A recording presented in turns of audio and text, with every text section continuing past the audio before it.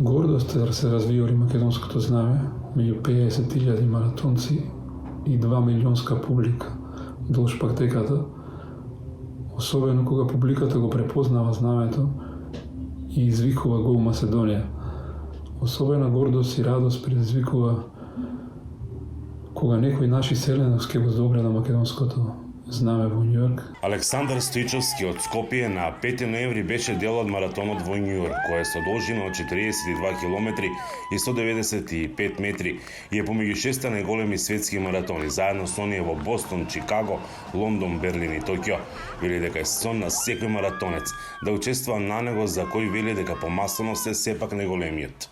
Њујоршкиот маратон е еден од потешките маратони.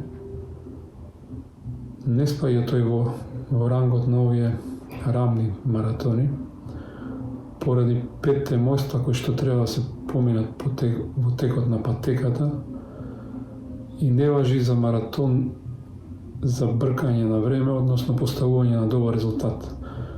Но затоа е пак еден од најубавите маратони за уживање поради енергијата што ја има по целата патека. Њујоршкиот маратон е трасиран така што ги опфаќа сите делови на градот, со што не постои подобар начин да се доживее истиот. Трчаш низ улици и квартови кои претходно си ги гледал на филмови и серии, па енергичната публика прави да се чувствуваш како елитен маратонец, давајќи подршка на секој еден тркач, од првиот до последниот. Александар учествувал и на маратоните во Истанбул, Солун, Копенхаген, Барселона, Будимпешта, Тирана, Белград, Софија, но и на Скопскиот, кој го трчал 8 пати досега. Минатата година заедно со уште тројца други македонци трчал на маратонот во Бостон.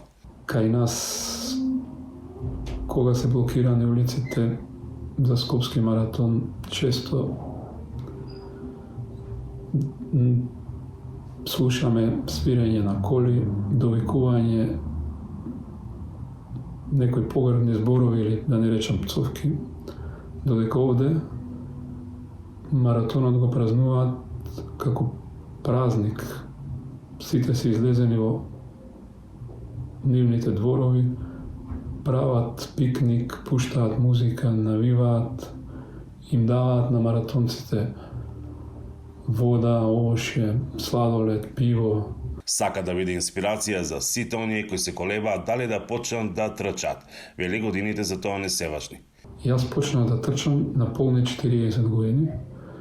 Предходно никогаш не сум се занимавал со спорт.